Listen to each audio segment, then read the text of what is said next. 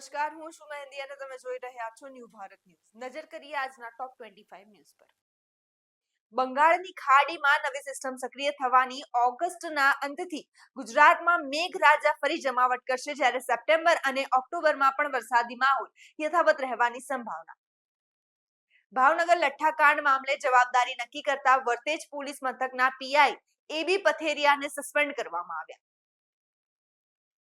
અમિત શાહે કોંગ્રેસ પર પ્રહાર કરતા વંદે માતરમના 2 છંદ ગાવાના નિર્ણયને રાષ્ટ્ર વિરોધી ગણાવ્યો. રાજકોટ મનપાનું જનરલ વોર્ડ તોફાની બન્યું છે. જનરેશ્વર ડિમોલેશન, ભ્રષ્ટાચાર અને દૂષિત પાણીના મુદ્દે કોંગ્રેસનો ઉગ્ર વિરોધ અને ધરાવ. ભાવનગર લઠ્ઠાકાંડ, મિથેનોલ યુક્ત નકલી દારૂ પીવાથી 9 લોકોના મોત, 46 સારવાર હેઠળ. મુખ્ય સૂત્રધાર રઈસ ઝડપાયો અને વર્તેજ પીઆઈ સસ્પેન્ડ.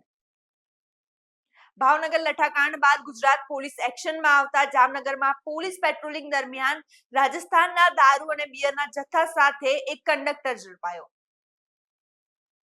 8મા પગાર પંચની દિલ્હીમાં બેઠક. ન્યૂનતમ પગાર ₹69,000 કરવા અને 64 રજાઓ સહિતના મુદ્દાઓ પર ચર્ચા.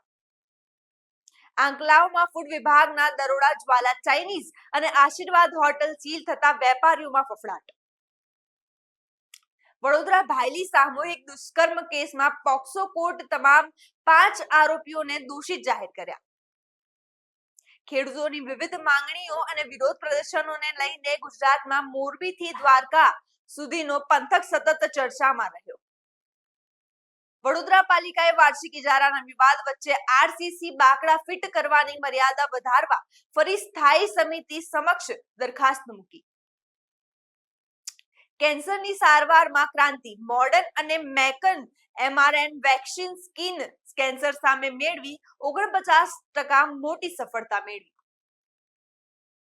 ઝારખંડ હાઈકોર્ટે હેમંત સોરેન સરકાર દ્વારા જેપીએસસી પરીક્ષાઓ રદ કરવાના નિર્ણય પર તાત્કાલિક રોક લગાવી છે અને સરકારને 15 દિવસમાં જવાબ રજૂ કરવા આદેશ આપ્યો.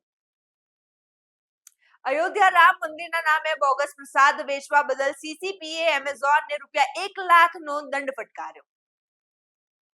ઉત્તર પ્રદેશના શાળા સુવિધાઓ સામેના વિરોધ પ્રદર્શનોને લઈને સરકારે ફરિયાદની તપાસના આદેશ આપ્યા.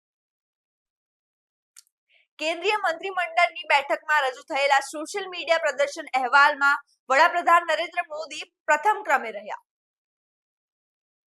જમ્મુ કાશ્મીરના પહેલગામમાં વાદળ ફાટવાથી પૂર આવતા ડોડામાં ફસાયેલા બાળકોનું રેસ્ક્યુ કરાયું.